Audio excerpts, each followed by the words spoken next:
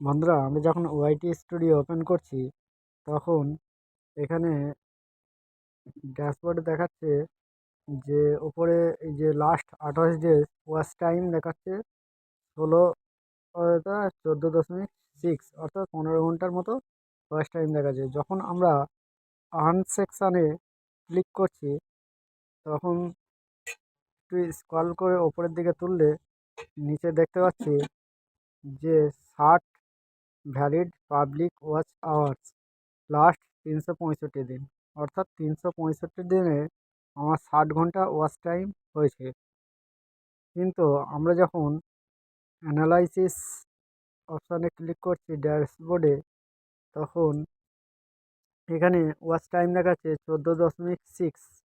এটা এর ওপর ক্লিক করলে, এর ওপর যখন ক্লিক করছি তখন 7 দিন, 28 দিন, 90 দিন, 365 দিন, এপ্রিল এবং মার্চ, এই আমরা যখন এখানে 365 দিনে ক্লিক করছি তখন একটু স্ক্রল করে নিচের দিকে টানলে দেখা যাবে যে 69 অর্থাৎ 69 এর 70-এর কাছাকাছি ঘন্টা দেখাচ্ছে। 69.9 ঘন্টা দেখাচ্ছে, ওয়াচ টাইম দেখাচ্ছে।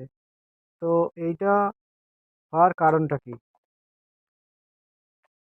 তার আগে বলতে চাই, এটা সম্পূর্ণ যদি আমার ভিডিও দেখেন, দেখে যদি আপনার উপকার হয় তাহলে আমার ভিডিওতে একটা লাইক, আর আপনি যদি আমার চ্যানেলে নতুন হয়ে থাকেন তাহলে আমার চ্যানেলটি সাবস্ক্রাইব করে দেবেন। তো এখানে দেখতে পাচ্ছেন যে নিচেও টপ কন্টেন্টগুলো দেওয়া আছে, কোন ভিডিওয় কত ওয়াচ টাইম হয়েছে সেগুলোও দেখাচ্ছে।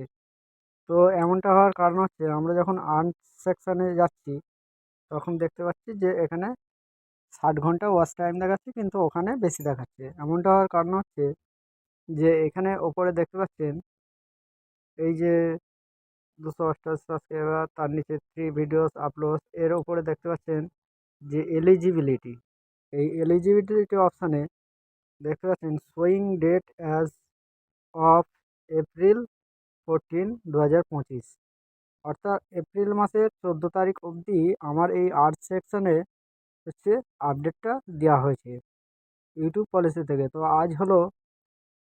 আজকে হচ্ছে 19 তারিখ, তো 14 তারিখ অবধি আমার এখানে দেওয়া আছে।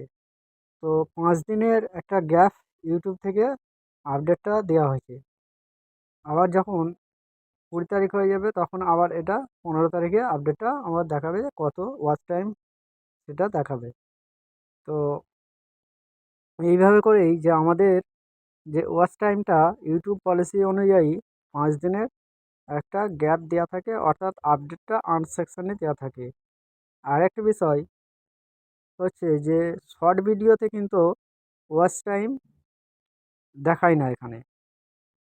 তো শর্ট ভিডিওতে ভিউজ দেখায় কিন্তু ওয়াচ টাইম যোগ হয় না।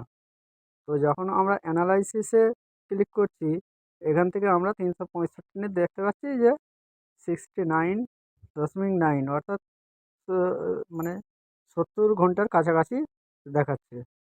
তো তারপরে এই নিচে টপ কন্টেন্টগুলোই, যেমন আমার এই ভিডিওটাই দেওয়া আছে 21.9 ঘন্টা, হ্যাঁ, তারপরে 6.6 ঘন্টা।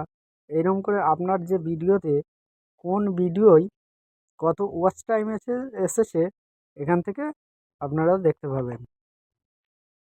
তো বুঝতেই পারলেন যে কোন ভিডিওয় কত ওয়াচ টাইম এসেছে বা কী কারণে আনসেকশনে ওয়াচ টাইম কম দেখায়, বুঝতে পারছেন। আপনি যদি আমার চ্যানেল নতুন হয়ে থাকেন আমার চ্যানেলটি সাবস্ক্রাইব করবেন। ধন্যবাদ।